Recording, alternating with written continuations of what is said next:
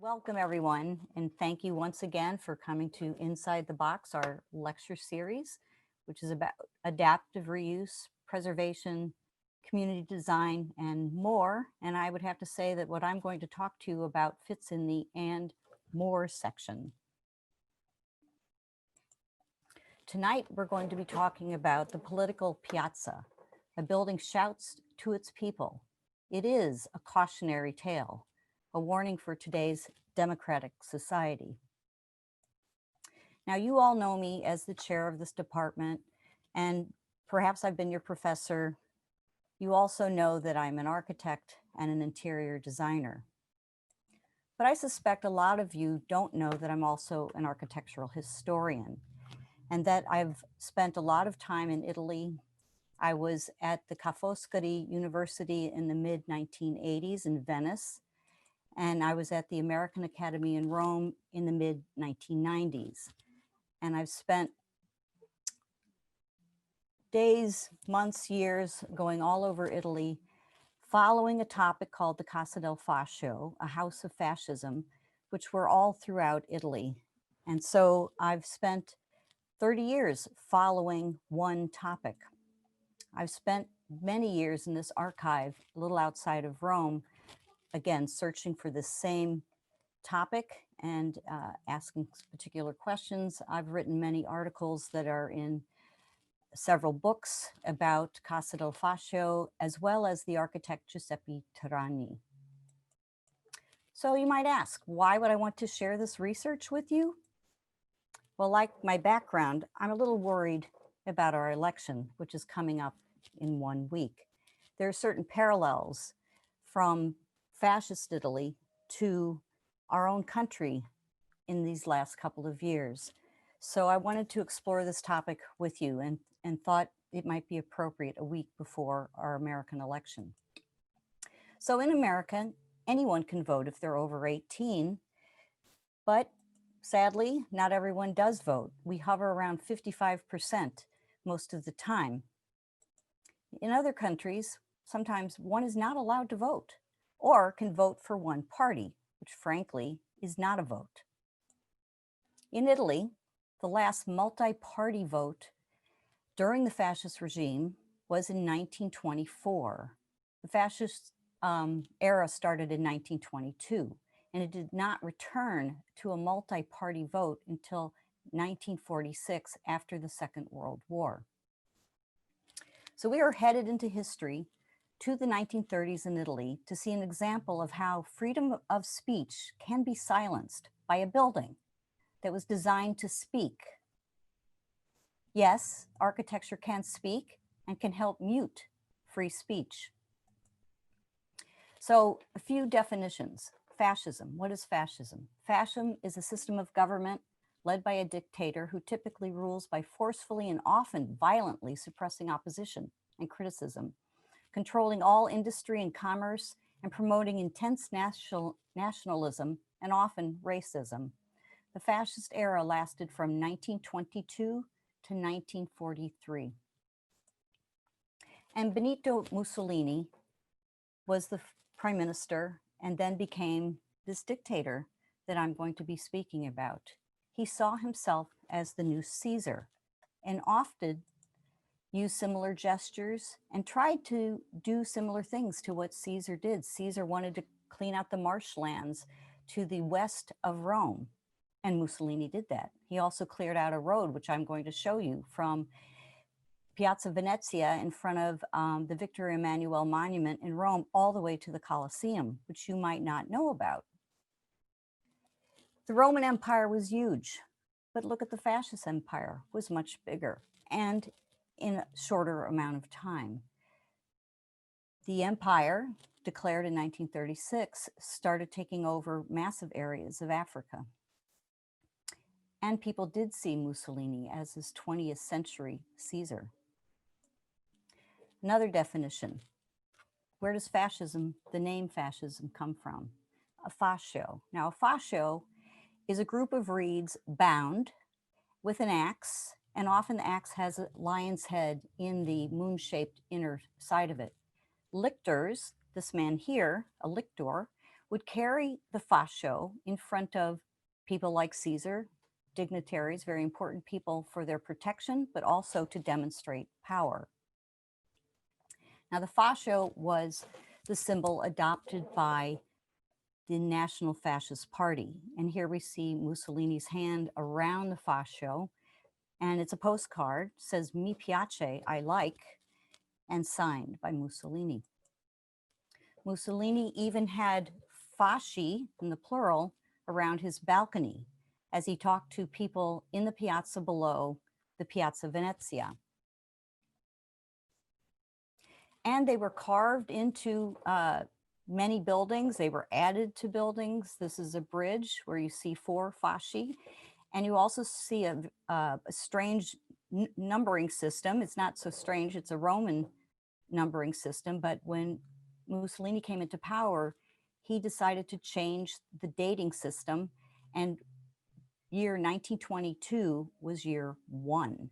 So if you see these Roman numerals, you would say this is 19, and you would add it to 1922 to find out what year it is. Same thing here on the right, a building in one of the new towns with 2 fasci around the entryway of the Casa Del Facio, with a balcony above, and a person in the middle office could just walk out onto that balcony and speak to people in the piazza. Most of these buildings had their Roman numeral year noted, and so I was always able to find out what year the building was built. Their coins also had fasci, where you have a fascio with an axe and often an eagle. We have eagles on many of our buildings and coins, but the typical eagle for that time held the wings like the eagle on the right, which looked like an M for Mussolini. You could even look at the sewer lids and find a fascio to this day. Fasci are all over, but you might not know where they are, or it might take you by surprise. Here at the Mausoleum of Augustus near the Tiber River, Mussolini had cleared out the buildings around the mausoleum and put new buildings up in 1940.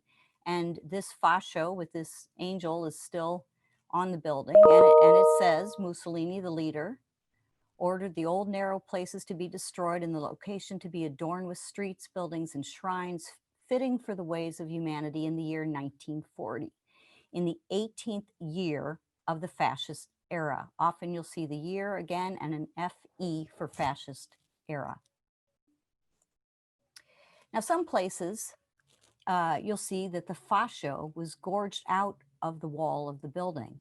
After the Second World War, many fasci gave people bad memories of what had happened in those basically 20 years. And so quite often you can see a building where that's been ripped out of the sculpture that's on this building. Now, I want to remind you that we also use the fascio as a symbol. However, we have 13 reeds in our fascio rather than 12 because we started with 13 colonies. But this fascio was on the back of a dime in 1936. Even Lincoln holds 2 fasci in his monument from 1922. And Nancy Pelosi sits in the House of Representatives with 2 fasci at her side. Now, this building was called a Casa del Facio, and you take a look at this and you see, of course, a big fascio. You see a balcony. You see a wall of words, which are Mussolini's words.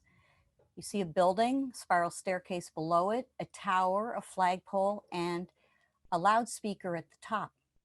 You also see that it was done in 1933, and you see the Roman numeral below that you would add to 1922 to know the date of 1933. However, most architects only know one Casa del Facio in Italy by architect Giuseppe Turani, rather than recognizing it as a building type and one of many. Now, I became fascinated with this building in the 1980s. And I was fascinated with it partly because of Peter Eisenman, who wrote many articles about the geometry of it, the beauty of it, and the fact that it was this modern piece of architecture in the middle of ancient Italy seemed so strange to me that I just became obsessed with trying to learn more about this building. And although being someone who loves geometry, I started to find out about the history of it. This building was a Casa del Fascio. It was a house of fascism. And it was called the House of Glass in which all can see, because in the late 20s, a politician, an anti-fascist, was murdered, and the Fascist Party was blamed for it. And so any of their buildings became buildings that you could see in for the honesty of the Fascist Party, which was not really true. But Giuseppe Turani took that idea on and created this building from that. The historian Alberto Sartoris, whom I met, wrote books on modern architecture, loved axonometrics, and he wrote this first book in 1943 where he used the Casa del Fascio by Turani as a frontispiece of a book on modern architecture. And he called it Architecture of the Party, Architecture of the Revolution. After the war, he wrote an encyclopedia of new architecture. And in 1948, he put the Casa del Fascio again as the frontispiece of the book, but titled it Building of the People.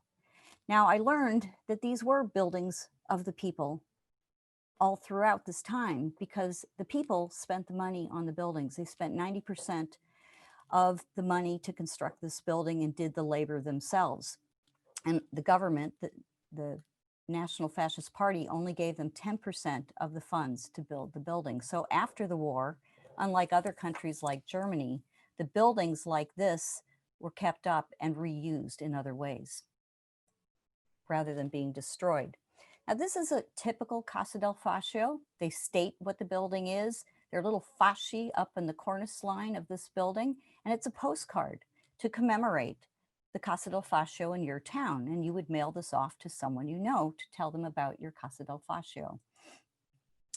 Now, at the beginning of this period of time, the Fascist Party was already together and they were already dreaming about putting these buildings all over Italy. And you can see the machine that's spitting them out is a large fascio.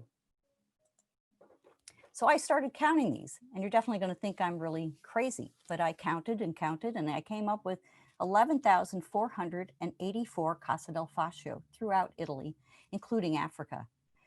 And one red dot is actually worth many Casa del Fascio. That's a map of Florence to your left where they had 92 Casa del Fascio. And I know some of you have been in Florence and I don't know if you ever saw any, but they're there. And then all the black squares are singular towns that were built usually in areas of great material wealth or in an agricultural area to draw people to these towns to help the economy. Sometimes prisoners were left out of prison in order to then inhabit these places, which were really far away in some cases. They would build a church, they would build a Casa del Fascio, they would build a comune, which is like a town hall, a school, a hotel, and a couple of shops, and hope that people would come and move in. I used guidebooks from the 1930s, which actually said Palazzo Deletorio or Casa del Fascio right on the map, so I could find them. And I found many. They were all very different because they were all different architects that created them. However, in common was the tower, the piazza, and the balcony. Quite often they had a tower. Quite often the balcony came out of the tower. And quite often there was a piazza on the other side of the balcony. Many were markers from the train station so that you could see the Casa del Fascio as you entered the town. And many had piazza in front of them, like this one, also by Giuseppe Turani. And they often had credere, obbedire, combattere, believe, obey, and fight somewhere on the building, as well as a fascio on the building. In this case, you can't see it, but it's to the left of the balcony in the middle picture. Now wiped clean. They were also near churches. Now, the Vatican and the Fascist Party did not get along. They had many disagreements, and in 1929 they made they did something called the Lateran Pact. They made a pact to agree on a number of things, but the one thing they couldn't agree on was what to do with the young children that would attend certain programs in the church.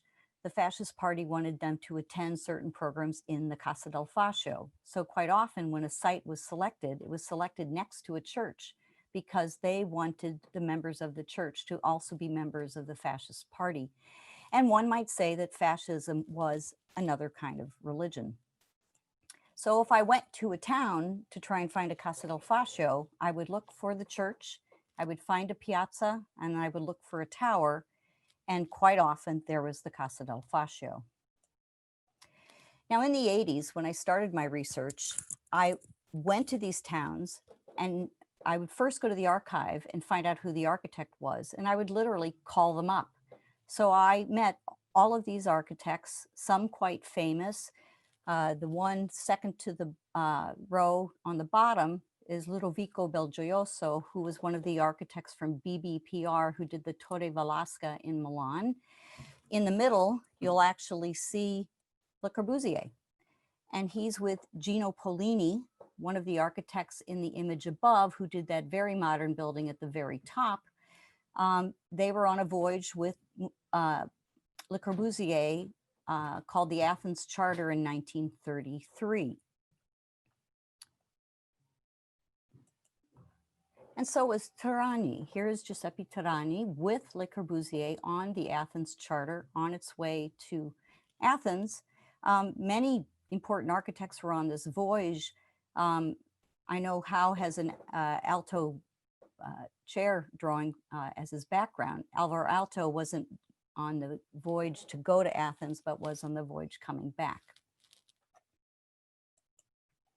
Now, the Casa del Facio in Como, Tirani's masterpiece, was very glassy. Again, it was a glass house in which all could see. Inside, you got these amazing reflections, and you could see outside, again, there was a church, and between the church and the Casa del Facio, there was a piazza. You can see that also on the right image. So this building functioned for the party. Black shirts, as they were called, members of the Fascist Party, would stay inside and get all riled up and excited about going out to rally for the party. So when they were ready, they were first talked to from people on the balcony above inside. Then they turned around and walked outside. All the doors would open up at the same time, and they would all go out into the piazza to greet all the people who were all also there. Now, what did one do in a Casa del Facio? Here you see, it says dopo scuola, dopo lavoro. People would come here after school, after work. They might play pool, they might go to the bar, they might learn about some cultural things, and sports were very, very big. So most of these buildings had one big space to do many various things. Sports, and there would be a couple of offices to help with some family issues. They were almost like, not exactly a town hall, but they were kind of a mixture of that, and sometimes I think kind of an American YMCA. But inside you would see the fascio as you do over the door on the right. You'd see the year it was, and then you'd of course see pictures of Mussolini, including the words believe or fight, believe, obey, and fight, which was inside of this building. There's also a tower, which you don't see in this section, but you can see in the plan, and there's a spiral staircase near it, so you know it goes up higher than what you see in that second section. But almost always, there was a tower, there was a balcony, and there was a piazza. Now back to Luigi Vietti and his building that I showed you early on. This building is an intra. It's very close to to Milan. And once again, you see the year, but Luigi Vietti, I met and I spent a lot of time researching his work through newspaper articles that his father had saved. And he started to explain these buildings to me. He said there would be someone inside speaking to all the black shirts. And in this case, this was an advanced Casa del Facio because you can see a auditorium seating, not a flat floor. And people would sit there and then they would march under the speaker and out to the piazza. And then the speaker would just cross to the left and go out on that balcony and speak to the people. The drawing below was one by Vietti in the 80s, where he showed me the spiral staircase that would take the black shirts out, while he also showed us the big balcony where that big fascio was. In this case, the fascio is not there, but a pedestal and some sculpture. And then the people in the piazza, one person in this case below. So the building was really formed by the needs of these rallies and this fascist party and what they needed to say to the people in the piazza. So this building was really built, and this is on the inauguration. I'm surprised it is holding up because there are hundreds of people on the roof, hundreds on the balcony, and hundreds below. And the inside, you can actually see a big mural painted in the lower area, but small Italians in the fascist party, they gave them the name Balilla, and those are young fascists that we see inside the building in this case. And the building still exists. Doesn't have anything on it that would even remind you that it was for the fascist party. Now, Mussolini decided to take on one of Caesar's desires, to build a road that would go to the sea. And then he had some work to do at the end of that road, which we're not going to talk about. But if you see the middle slide, the area between the Victory Emmanuel Monument, which is white on the right of that photo, and the Colosseum, which is to the back of that photo, was filled with housing.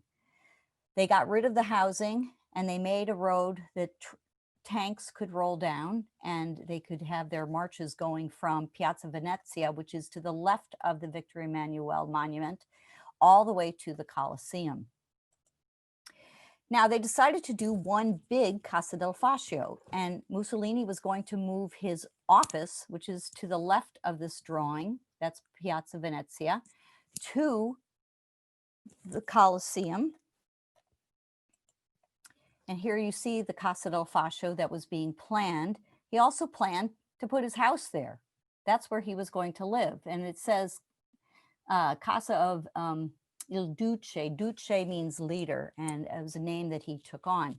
This was going to be a foro fascista, a fascist forum, just like the Foro Romano, and you can see the Basilica of Maxentius on the bottom. So he was adding his own forum to the forum. And the road was called Via dell'Impero, the Road of the Empire. There was a big competition. There were at least 400 architects that entered. And Tirani and Vietti both entered, but there were numerous varied entries. You have a ship at the top with a fascist tower. You have a more conservative project in the middle, which actually won, and then a very modern project at the bottom. So there are many varied entries. Now, this is what Tirani and Vietti had proposed for the new Casa del Facio, actually called the Palazzo Deletorio, right next to the Colosseum. So Vietti in the 80s did a diagram for me, and he made this diagram and he said, this is a loudspeaker. And the middle parts, Mussolini comes out and speaks to Rome.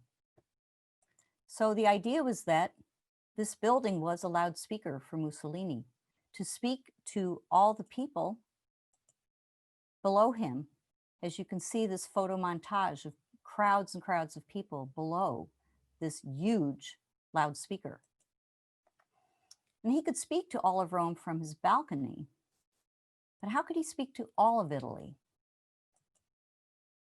So there were inventions at that time. The loudspeaker became very popular. You would see loudspeakers with Mussolini's face as if he was up there speaking directly to you. The radio was new, and Mussolini gave a radio to every Casa del Facio. People could not afford them, so to hear Mussolini, they would go to the town, and the loudspeaker would call them they would come to the piazza and they would put his words into the loudspeaker into the piazza. As time went on and the cinema came in, the fascist party would do their own movies. And inside the Casa del Facio, there was no longer a flat floor, but now a cinema to tell people about fascism and have them continue to follow the rules of fascism. In Africa, there were many Casa del Facio. In 1936, Mussolini declared that they were now an empire, and they started taking more and more territory in Africa. Here's a Casa del Facio there, where it says Duce, Duce, Duce, again, leader, leader, leader. The Casa del Facio's tower started getting bigger. It became a building in itself. They became taller. On the left, they took over a historic castle, and they actually made it 1 story taller so it could be seen from further away. So that was a Casa del Facio. All of these are Casa del Facio, and they sit at main entrances of cities, and the tower can be seen from quite a distance. They then started building new towns all over, as I showed you on that map. And these new towns would have a church, a Casa del Facio, a comune, a hotel, a school, and some shops. And again, they would either bring people there or hope that they would come. Now, the town in the middle here, Sagezia, is quite an amazing town, but no one's really moved in. It's this empty today. They had an 11-story tower that was shared by the Casa del Facio and the church. Again, kind of merging the two religions. But you'd wonder, why do I need an 11-story tower out in the middle of nowhere? But it was to call people to this fascist town. Now, this is a project where they took an existing building, which they did quite often, which you can see in the middle black and white photo, and they made it into a Casa del Facio. So I'm going to show you a quick little film about this.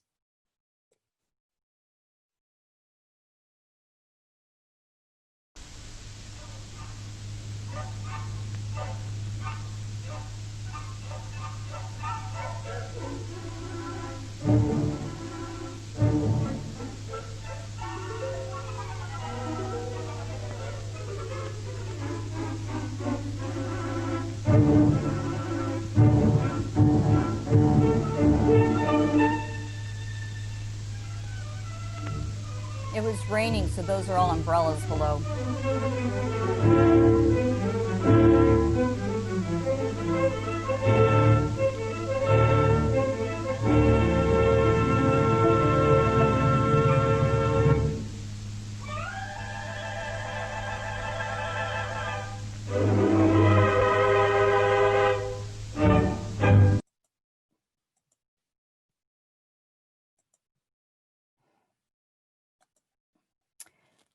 So I hope you enjoyed that little film. You did see the big fasci at the top of the tower. And so it made me think that the Casa del Facio might just be the tower. There was a competition in Milan not to build a Casa del Facio, but to build a fascist tower. And a number of very famous architects entered. And then I began to realize that that tower is really Mussolini speaking to the people, because that tower has a loudspeaker on it and a balcony for dignitaries to speak, but that balcony really represented Mussolini, but so did the tower. I mean, Mussolini was the Fascio. The Fascio ended up as building towers on many buildings, like the one you see on the right. Even the fascist card, which one had here in 1921, had a fascio with an eagle, but then later, you can see this is year 16, so you can add that to 22 and note later in the era of fascism that Mussolini was that fascio, was that tower, represented the party. Buildings started to be carved out to look like Mussolini, or they would actually be designed like an M.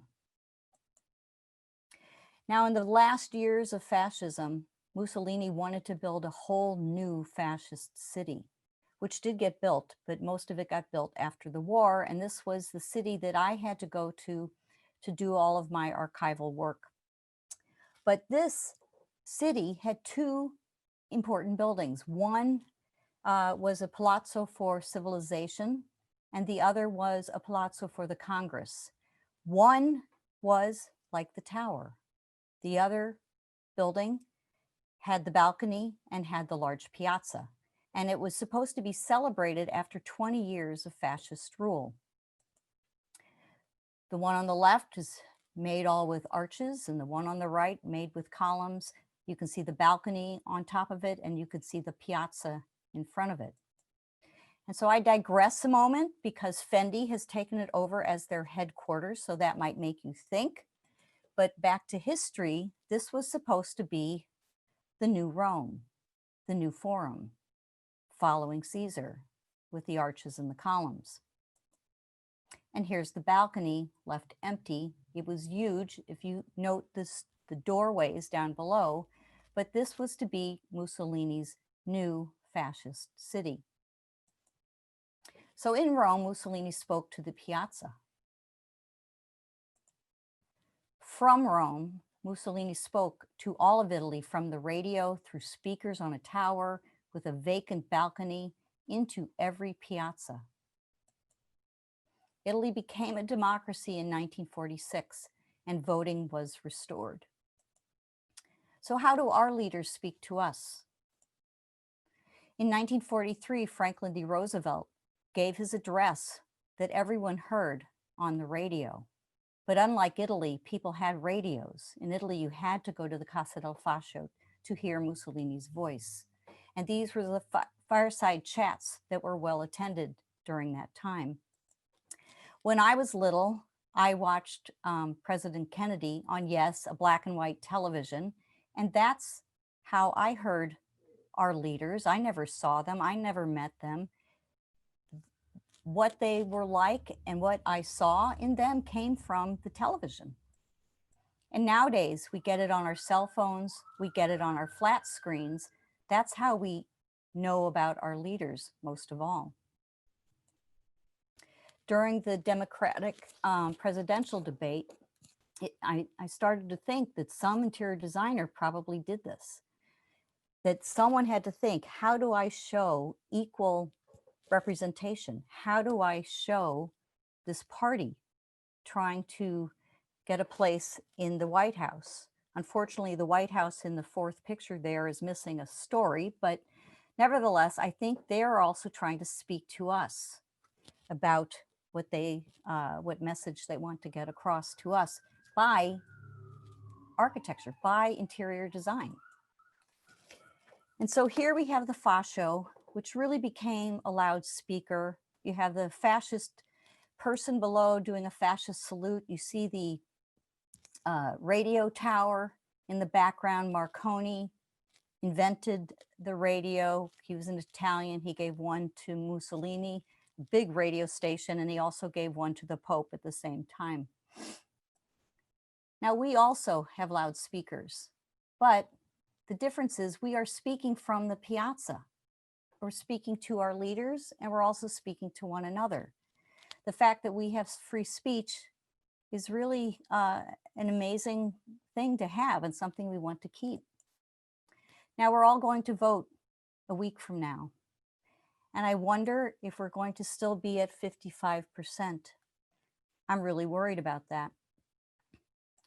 Our seniors came up with some ideas to change that, to use design to change behavior. Fuad came up with a voting pill, an aube that would sit out in the park, make people curious so that they would go up to it, register to vote, and maybe vote. Rin came up with a milk carton so that families would bring their children, and when they voted, the milk on the side would get higher. And out the spout, a mooing sound would come. And so she put these cartons in the park for children to be curious about and read the facts on the sides. Jenny came up with a ball because ballot does come from the word ball, and people would vote with a ball. It would slide down and then fall into the inner wall of the ball. And once it was filled, you knew many people voted. And Shirley came up with a lampshade that would light your walk. And then when it came to be voting time, you could pull the lampshade over yourself and privately vote. I'm going to end on this slide, an image that Kayla made about several voting booths that collapsed like a collapsible cup so they could be carted away and stored. The vote is precious. It is almost sacred. It is the most powerful nonviolent tool we have in a democracy. And that was said by Congressman John Lewis, who passed away this last year. And I just want to remind you all that he spoke at SVA for the commencement in 2014. So I'm going to leave it there. I hope you enjoyed that. And I hope if you can vote that you will vote. Thank you very much. And so